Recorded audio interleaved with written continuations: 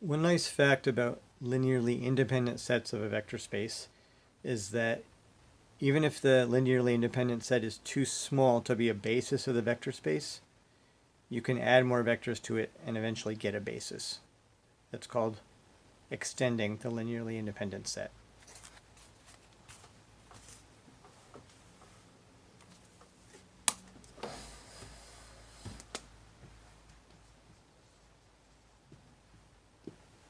So in other words, I claim that, let's say we have a vector space with dimension n, and let's say we have k vectors that form an independent set, a linearly independent set.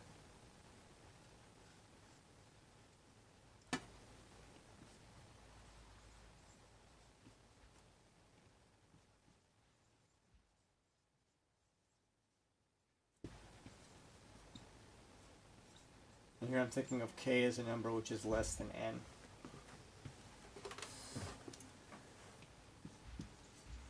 Then I claim that there exist vectors wk plus 1 through wn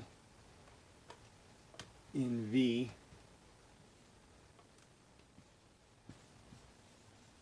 such that the set v1 through vk, wk plus 1 through wn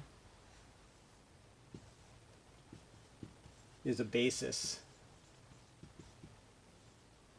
of V. So I'm just adding elements in, keeping the ones we had before. We won't need to throw any of them out. And we can extend that to a basis of V.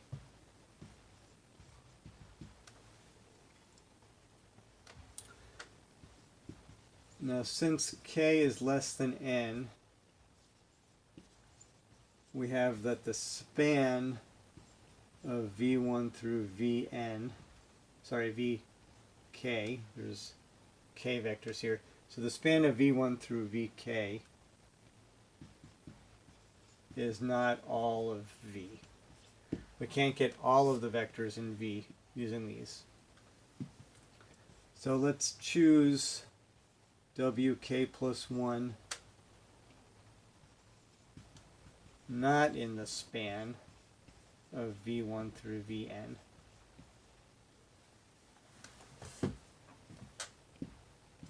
And then we can add it to this set.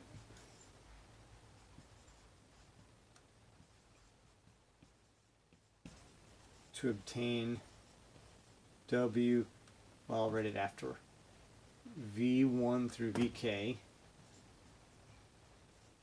and wk plus 1. Now this set is still linearly independent.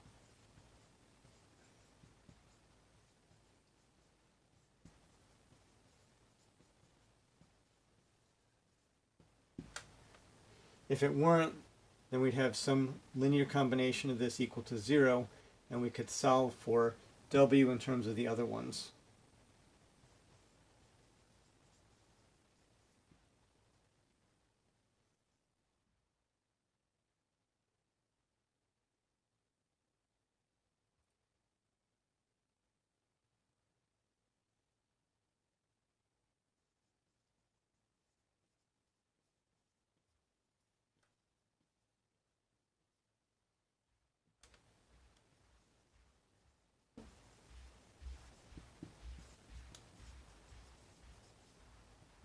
But we chose w precisely because it was not in the span of the other ones. It's not equal to the linear combination of the other ones.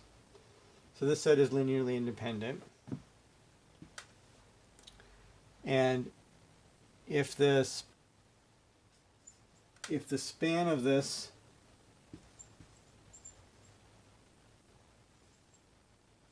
of v1 through vk, wk plus 1 equals v, then we can stop, because we'll have a linearly independent set that spans, it'll be a basis. If not, then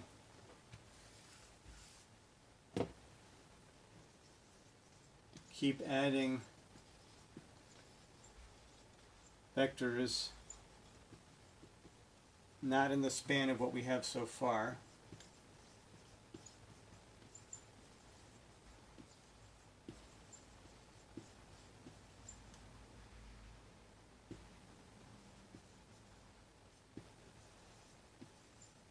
Until we have n of them.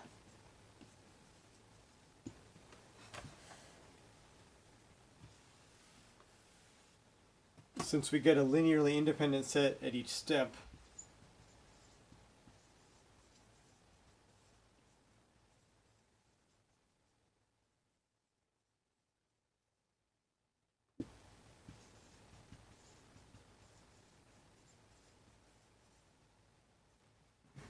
then this last set of n linearly independent vectors inside of a vector space of dimension n is going to have to be a basis.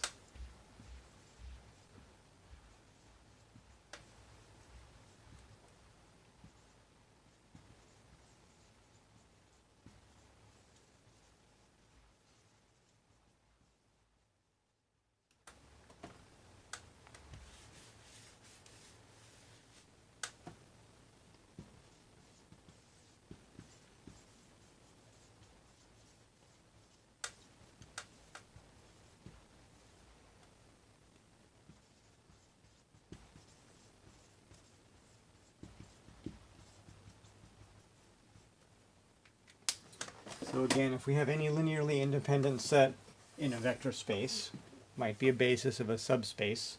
In fact, it'll certainly be a basis of a subspace because it'll be a basis of the whatever space it spans. So if we have a linearly independent set inside a vector space, it's possible to add more vectors to that linearly independent set and eventually get a basis of the whole space.